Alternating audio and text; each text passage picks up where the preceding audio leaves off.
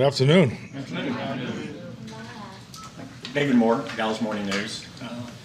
You talked to us a lot about September football and the elements of that. How do you define December football? Is it December already? Well, it will be by the time. Okay, yeah. No, I think, the old adage, everybody remembers November and December, and I think that's the reality of our league. And, especially going to 17 games, you can see, just look at the game Sunday, this past Sunday. Just the competitiveness and, people scratching to, stay alive, and, the records are people are trying to pull away and people are trying to fight to get back in. So I think this is, clearly the best quality of football potentially, of the season. I've always felt that, September, especially with the training camps and just the way things are these days, it takes some teams a little longer than others. And so October starts to come together, but I think it's, the best football is in front of us. And you've talked before just how you adjust your schedule late in the year too. Just in general, what are some of the things you'll do in this upcoming month to keep? Well, I try to reduce it. There's numbers that I'm trying to hit, and the thing that I've spent a lot of time on, because you got to remember my template was at a place where the travel was a lot less. The stress is minimal just compared to other places. I know when I was in San Francisco, the number of trips that we had across the Mississippi River my year out there. It's you leave on a Friday, which was a great idea, but the return was very difficult because you really get back really Monday morning, and so that adds up. It adds up on the players. It adds up on everybody. But at the end of the day, the players have to play and perform. So just always paying attention to those types of things. I've always done the winter schedule because your efficiency of game planning, your efficiency of install, the efficiency of the teaching is a lot higher this time. We're not in there recreating the wheel, each and every week. If you're doing that, then you got to take a hard look at your game plan process. So just being in touch with all that and trying to cut it down. So this particular group, we're gonna start later but finish at the same time. And I'm just trying to, I've been really inspired by Dak's sleep commercials. So I'm just trying to get them more sleep. But they better use it for sleep.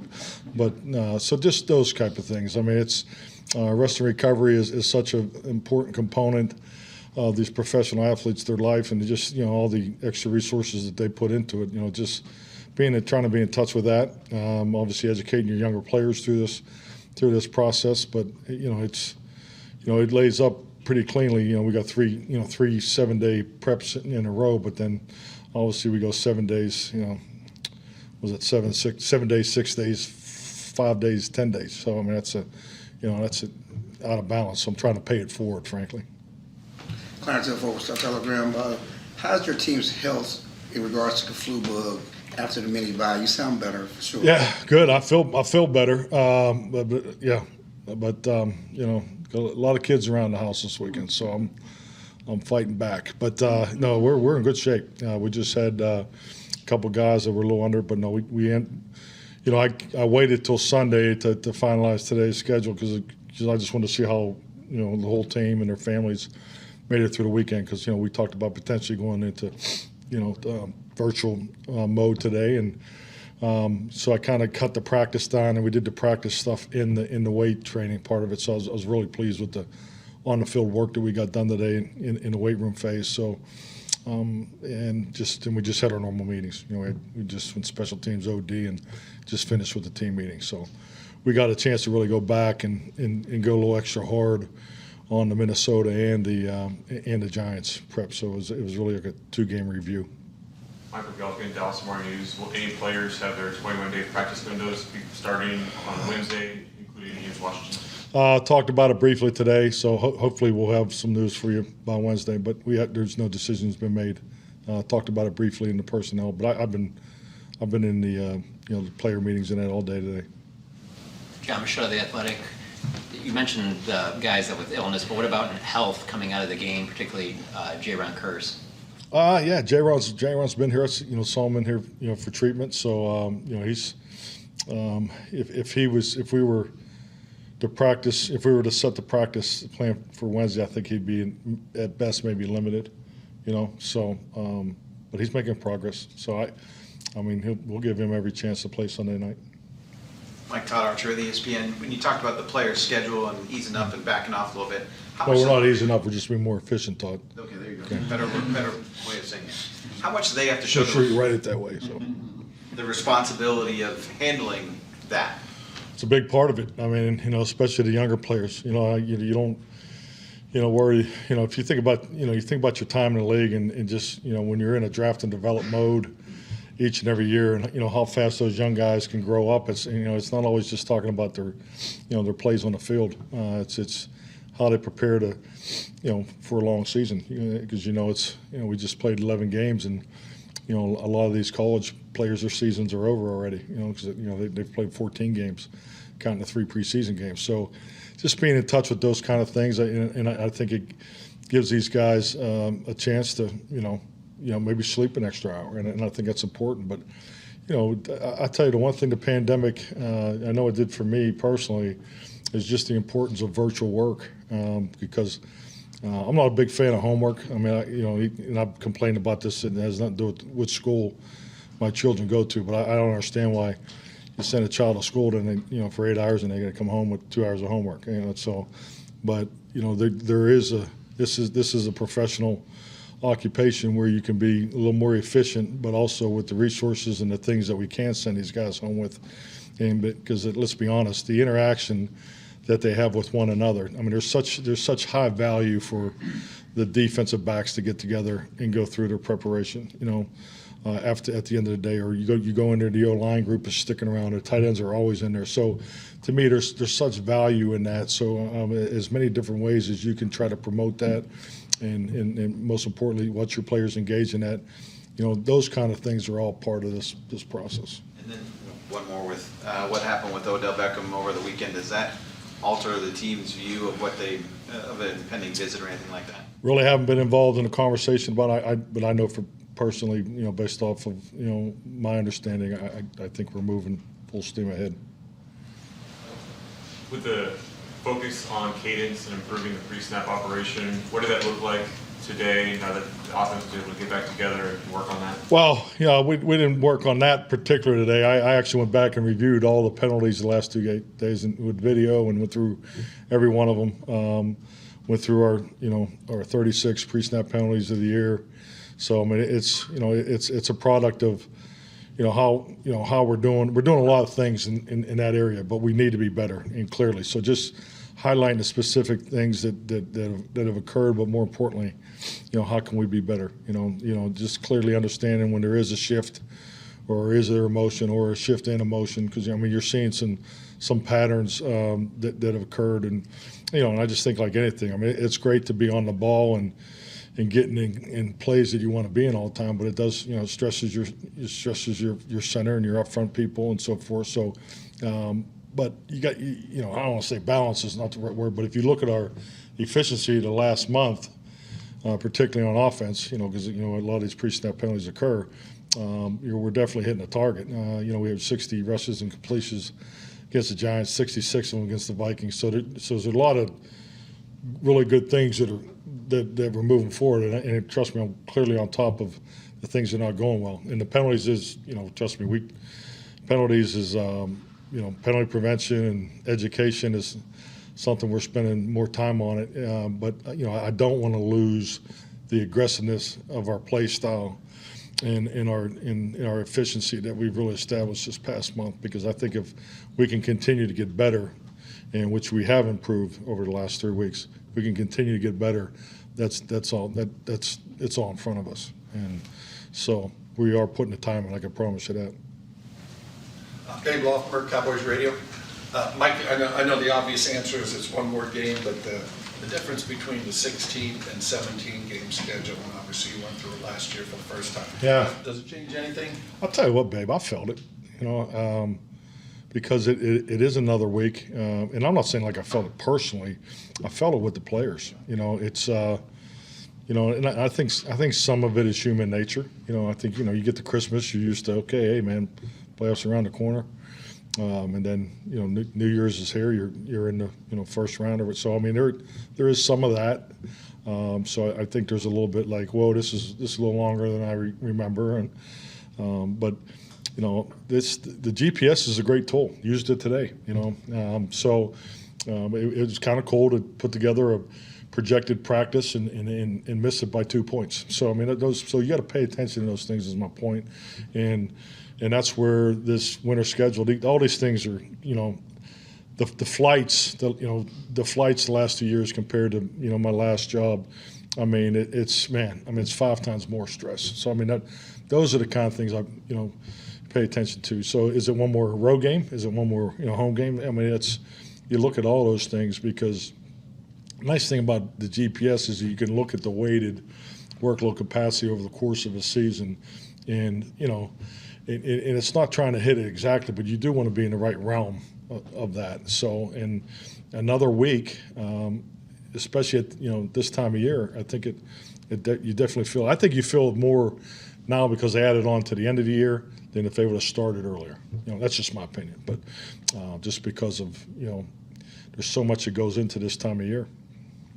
Calvin Watkins, Dallas Morning News. When you talk about alternate schedules, is it harder for veteran guys to make? Oh, they love it, man. I mean, I'm serious. I can't wait for Christmas. I mean, my God. I mean, Because veteran guys are so used to the way it used to be, and now they. No, that's a good point. Now, your veteran guys are your most regimented, but they're your most efficient ones too. I mean, so, and that's where, those conversations in the locker room, the continuing conversations of why we're doing it are so important. Frankly, I put a lot of this responsibility on the leadership council. I mean, and they understand. I'm not doing this to be a nice guy. Because I mean, look at me. Who likes me? So I mean, it's just it's about the right thing for our team, and it always has been. I think it's always.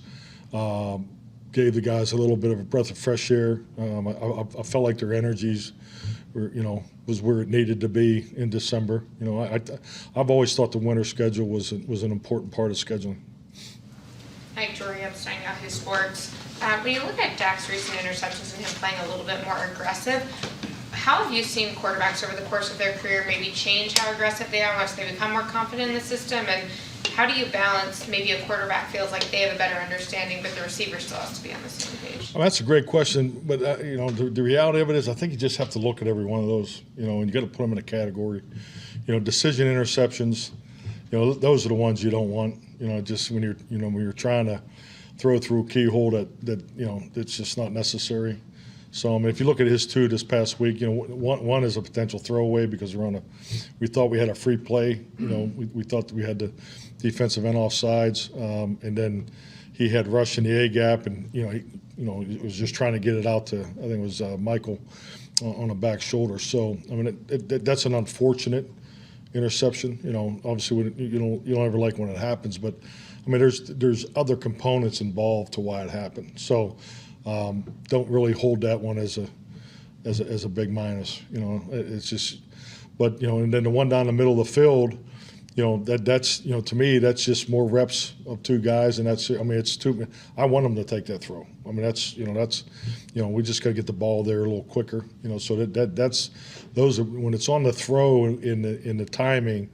Those are competitive interceptions. It's the decision ones that you go, whoa, that's okay. We don't want those, and Dak is a good decision maker. So trust me, these guys get tired of me talking about ball security and turnover differential because it's a huge part of our success and always will be because we put the time into it. But he needs to make those. He needs to take those throws, number one. So it's not. So the decisions were correct. So and then you just have some of those things too. Just like some of these penalties. They're spinning out of blocks, and we got cloth. We got to get our hands out of there. So I mean, it's all those little things and the indicators that you just got to continue to work, and that's the beauty of this game. And one more, you mentioned you haven't finalized any decisions for Wednesday, but where's Tyron Smith's health in relation to where it was? Where's his health? It looks great, but I mean, until I'm told he's returned to play, that's kind of the way it goes. But I mean, Tyron's here every day. I mean, his workouts have been very impressive. So, I mean, he's getting close. So he has not been cleared to return. Not today. No, not today. Not today. You guys will be the second to know. Skyler Dixon with the AP. It's been kind of Or a tough- third. Probably know before I will. Yeah. it's been kind of a topsy-turvy season for the Colts. How does that influence your all's preparation? Boy, I mean, you can't. So, I mean, that's the worst thing we could do because, once again, I'm a huge believer in this. And these uncommon opponents, you got 3 in a row here. So, I mean, that's where my mind is. I think they have 6 players on their roster that played against, our football team back in 2018. So, extra to me, there's extra time on the video. We got to get to know these guys, better, clearly than, the last 2 teams we played. We played the Giants twice a year and played the Vikings last 3 years in a row. So that's where you really have to go. I mean, you just watch the games on Sunday. Anybody can beat anybody in this league. DallasCowboys.com. Coach, can you talk about Michael Gallup's progression and specifically how much confidence he's been playing with these last Yeah, I love the game Michael had Thursday against the Giants. I mean, he got some really clean opportunities. I mean, his contested catches, had some really good run blocking, and yards after the catch. So I think, as we said, Michael just needs to continue to get those opportunities. But I thought he played very well Thursday. Mike, you talked about the efficiency you guys have had here on offense the last month or so since Dak has been back. Is this something that you feel different about where you were last year at this time, where it seemed like maybe you guys were always chasing those first 6 games of the year before you got hurt, and now the arrow is pointing out how much you guys are doing as the season's gone on? Well, I know we hit a spot there last year. Our production wasn't quite what we liked, but to be honest with you, every year is so different. There's momentum is such a huge part of this game. Week in and week out. Play in and play out. So I think the biggest thing is when you have a game like we did in Minnesota, like you like to capture that, and put it in a bottle and all that stuff. That's not, as we know, realistic. But but those are emotional headspaces that you need to stay in touch with, because to really grow, you need those type of moments. And I like the way our curve's going offensively. So we're getting the ball ran. The touches to the running backs are there. In the completion percentage the last 3 weeks overall. That's the way you want to play. I know I already hit this already, but 66 rushes and completions. That's 95% of your plays that the ball's being distributed. The goal is to be 75% or more. We were 60% or 60 rushes and completions against the Giants. I think we're 83% or something. So we're getting the ball distributed, and that's a big part of it. Because now your game plans are getting exercised. You're staying in favorable down and distance. You're not playing uphill. We just got to work on the self-inflicting components of it, and that's a good place to be. How difficult is it with Damone has been doing? Damone, How important? How difficult is it, just the surgery he had in March and all the time that he's missed, and then being able to give you almost 50 defensive snaps the other day? Just how can you maybe put some context on just what that challenge is like for a young player? Yeah, I love Damone's story. You just think about meeting him at the combine, obviously watching him play, and then then obviously we go through the injury that was identified, and really from day one, excuse me. He has just been a stud. Just the way he attacked it, got himself ready, did as good a job as you possibly could without practicing, being on top of things. And yeah, you never expect to see him play this much, but it's been beneficial. And we talk about this every time we visit the young players that have have the play time. It's great for them, but it's great for a football team. It makes us so much better, because the fact that he's getting all these reps on defense, is only going to make him better on special teams. It's only going to give him more confidence, and and he's got a very bright light, that young man. He's a young man that's going to be impactful around here for a long time, in my opinion. So I think we're seeing the beginning of an outstanding career. Obviously, you paid your dues to get where you are. You see Jeff Saturday as the interim coach. There's been a lot of opinions on it. Where do you stand on guys coming from the booth to take over a job like yours? I mean, I think like anything in this league, you know, I don't want to say this negatively, but I mean, when you think you've seen it all, something else happens, and so you got to be open-minded to it.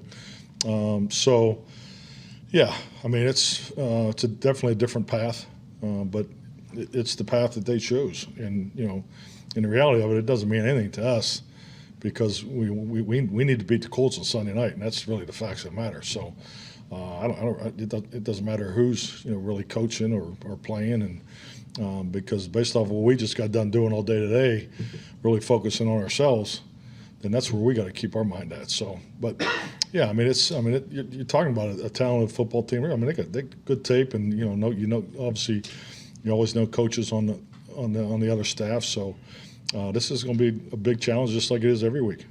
We'll finish up with Brad. Brad Sham, Cowboys Radio. Mike, while nobody was looking, the league has become right on the verge of becoming a running league. Everybody's running. What happened? It's called trends, Brad. I mean, you should know that better than anybody. I think, I think you're getting to that time of year too. So I think weather usually dictates, the ability to want to run it more. We're all seeking some balance. I think, frankly, in my opinion, I think the development and the ability for offensive lines to get ready to play in today's game is a challenge. Not only do they do not have enough time in training and run blocking, they definitely don't have it in pass protection. So I think all those things are part of the conversations you have, and how you view these defenses. I mean, there's you don't play too many defensive lines that don't have at least 2 or 3 first-round picks on it. So there's a high emphasis on pass rush. The rules changes, all these things play into that. So because at the end of the day, we're all trying to do the same thing. We're trying to be effective, get the ball distributed, and keep our quarterback clean, generate big plays and score points. Thank you. Thank you.